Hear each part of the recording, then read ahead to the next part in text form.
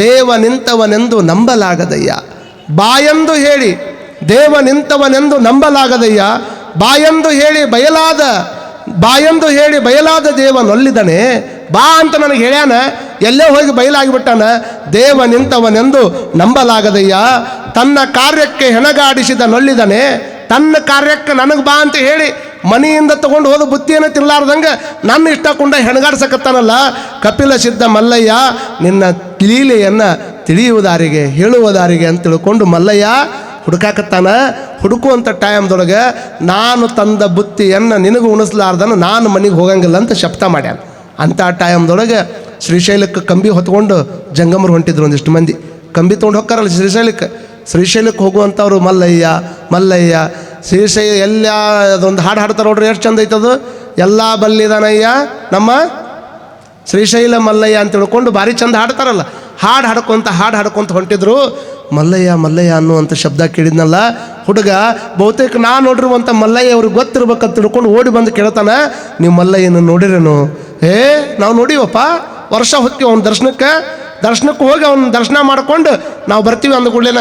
ಹಾಗಾದ್ರೆ ನೀವು ನೋಡಿರುವಂಥ ಮಲ್ಲಯ್ಯನ ನಮಗೆ ತೋರಿಸ್ತೀರನ ಅಂದಾಗ, ಬಾ ನಮ್ಮ ಕೊಟ್ಟಾಗ ಯಾಕೆ ತೋರಿಸಂಗಿಲ್ಲ, ನಿಮಗೂ ತೋರಿಸ್ತೀವಿ ಅಂತ ತಿಳ್ಕೊಂಡು ಮಲ್ಲಯ್ಯನ ಹಂಬಲದೊಳಗೆ ಮನ್ಯಾಗ ಹೇಳಾರ್ದಂಗೆ ಮಾತಾಡ್ಲಾರ್ದಂಥ ಹುಡುಗ ಹೋಗಿ ರೊಟ್ಟಿ ಬುತ್ತಿ ತೊಗೊಂಬಂದೈತಿ.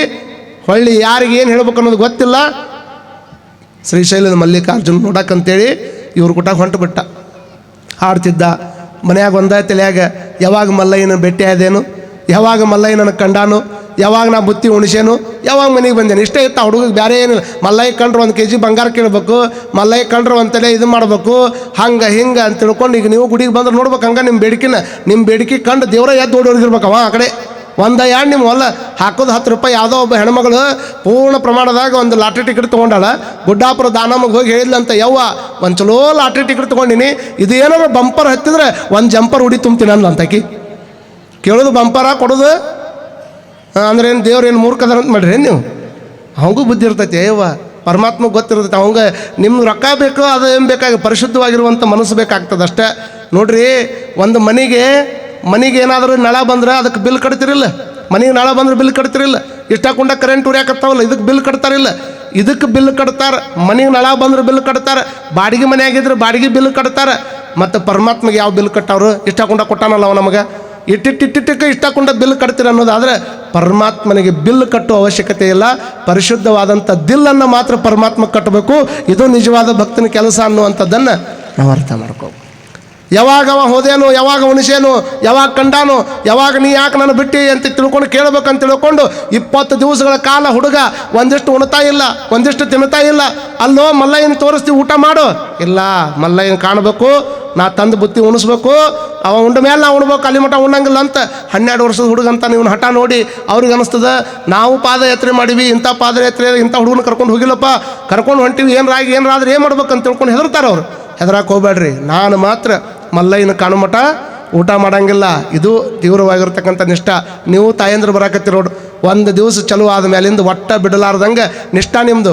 ಪೂಜ್ಯರಾಗಿರ್ತಕ್ಕಂಥ ಮಹೇಶ್ವರ ದೇವರು ಪಟ್ಟಾಧಿಕಾರ ಆಗಿ ಅವ್ರನ್ನ ಶಿವಾಸನ ರೋಹಣ ಮಾಡಿಸಿ ಸಾಯಂಕಾಲ ಅವ್ರನ್ನ ಊರಾಗ ಮೆರವಣಿಗೆ ಮಾಡಿಸಿ ಮಠದಾಗ ಕುಂದರ್ಸು ಮಠ ಒಂದು ದಿವಸ ನಾವು ಮನೆಗೆ ಹೋಗಂಗಿಲ್ಲ ಅಂತ ದುಡಿಯಾಕತ್ತಿರಲ್ಲ ಎಲ್ಲರೂ. ಇದನ್ನು ನೋಡ್ರಿ, ನಿಮ್ದು ಹೇಳಿದ ಕೂಡಲೇ ಹೆಂಗೆ ಚಪ್ಪಾಳಿ ಹೊಡಿತೀರಿ ನೋಡಿ. ಇನ್ನೂ ಹೇಳಲ್ಲ ಹೊಡಿ ಅಂತೇಳಿ ಅಂದ್ರೆ ಅವಾಗ ಒಂದು ಸ್ವಲ್ಪ ಹೊಳ್ಕೊಂತಿರ್ಬೇಕು ನಿಮ್ಗೆ.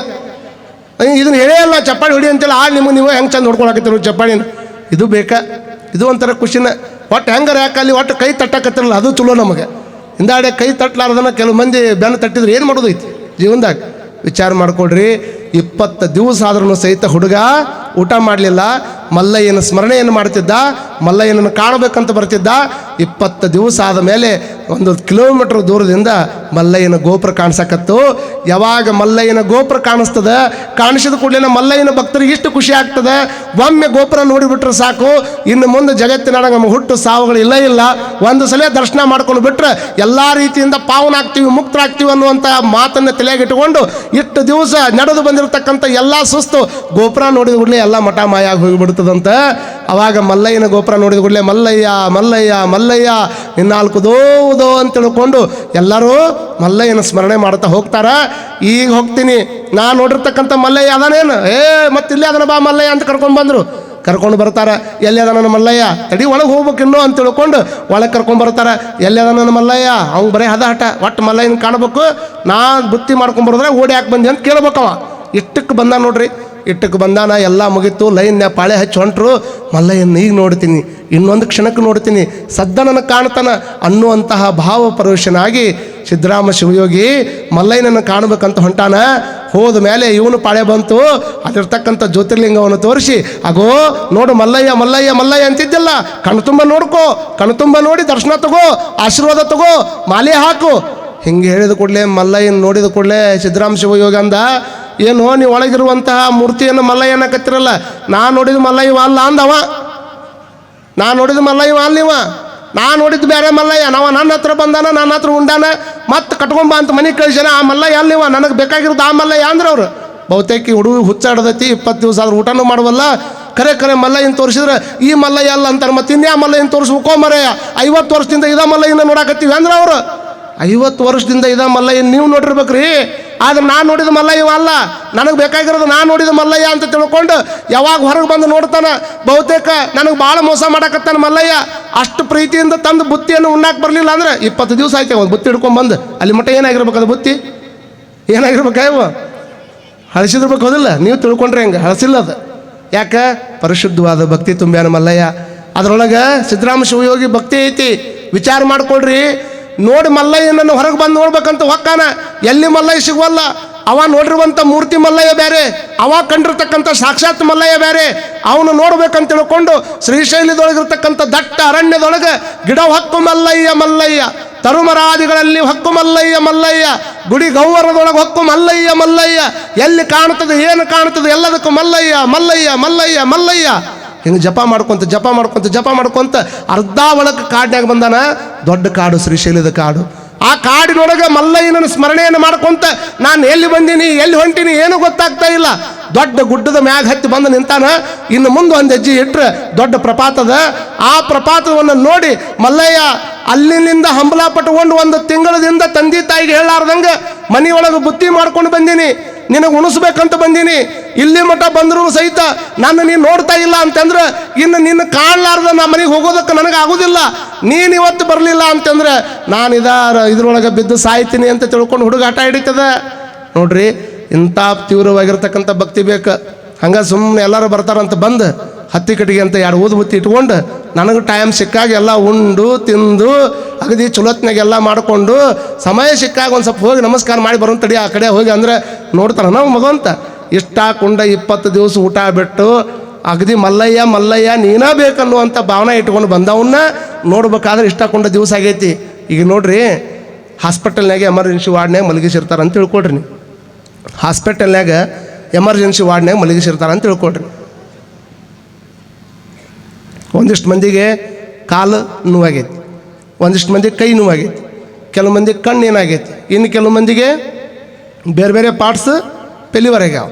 ಆದ್ರೆ ಅವ ಡಾಕ್ಟ್ರು ರುಟೀನ್ ಬರ್ತಾನೆ. ಹಿಂಗೆ ರುಟೀನ್ ಬರ್ಬೇಕಾದ್ರೆ ಯಾರ ಹತ್ರ ಮೊದಲು ಹೋಗ್ಕಂತ ಮಾಡ್ರಿ ನೀವು. ಮುಂಜಾನೆ ಒಂದು ಇನ್ಸ್ಪೆಕ್ಷನ್ ಇರ್ತೈತಲ್ಲ, ಯಾರ ಹತ್ರ ಹೋಗ್ತಾನೆ ಫಸ್ಟ್? ಕೈ ಮುರ್ಕೊಂಡವ, ಕಾಲು ಮುರ್ಕೊಂಡವ, ಎಲ್ಲರೂ ಅದರಲ್ಲಿ, ಎಲ್ಲರೂ ಎಮರ್ಜೆನ್ಸಿ ವಾರ್ಡ್ನಾಗ ಅದಾರ. ಆದರೂ ಫಸ್ಟ್ ಯಾರ ಹತ್ರ ಹೋಗ್ತಾನಂದ್ರವ ಡಾಕ್ಟರ್ ಬಂದು ಈ ಸದ್ದು ನೋಡಲಿಲ್ಲ ಅಂದ್ರೆ ಈ ಪೇಷಂಟ್ ಬದುಕಂಗಿಲ್ರಿ ಅಂತ ಏನು ರಿಪೋರ್ಟ್ ಕೊಡ್ತಾರಲ್ಲ, ಅವ್ರು ಹೇಳ್ತಾರೆ ಭಾರಿ ತುರ್ತೈತ್ರಿ, ಈ ಸದ್ದು ನೀವು ಬಂದು ನೋಡಲಿಲ್ಲ ಅಂದ್ರೆ ಈ ಪೇಷಂಟ್ ಸಾಯ್ತೈತಿ ನೋಡ್ರಿ ಅಂತ ತಿಳ್ಕೊಂಡು ಯಾರು ಮತ್ತೆ ಹೇಳ್ತಾರಲ್ಲ, ಅವಾಗ ಓಡಿ ಬಂದು ಯಾವ್ದು ಅರ್ಜೆಂಟ್ನಾಗ ಹೊಕ್ಕೈತಲ್ಲ ಅದ ಪೇಷಂಟ್ ಬಂದು ಹೆಂಗೆ ಡಾಕ್ಟರ್ ನೋಡ್ತಾನೆ, ಹಂಗೆ ಭಗವಂತನನ್ನು ನೋಡ್ಬೇಕಾದ್ರೆ ನೀನು ಬರಲಿಲ್ಲ ಅಂತಂದ್ರೆ ನಾ ಬದುಕುವುದೇ ಇಲ್ಲ ಅನ್ನುವಂಥ ಮಲ್ಲಯ್ಯನ ಕಾಡ್ಬೇಕು ಅನ್ನುವಂಥ ಹಂಬಲದಿಂದ ಸಿದ್ದರಾಮ ಶಿವಯೋಗಿ ಹೆಂಗೆ ಹೊಂಟಾನಲ್ಲ ಅಂಥವನ ಹತ್ರ ಮಲ್ಲಯ್ಯ ಬರ್ತಾನೆ. ಹೊರತಾಗಿ ಆರಾಮಿದ್ದವ್ರ ಹತ್ರ ನಾ ಯಾವಾಗಾರ ಬಾ ಅಂತ ಅನ್ನೋರ ಹತ್ರ ಬರೋದಿಲ್ಲ ಅವ ಜಲ್ಲಿ.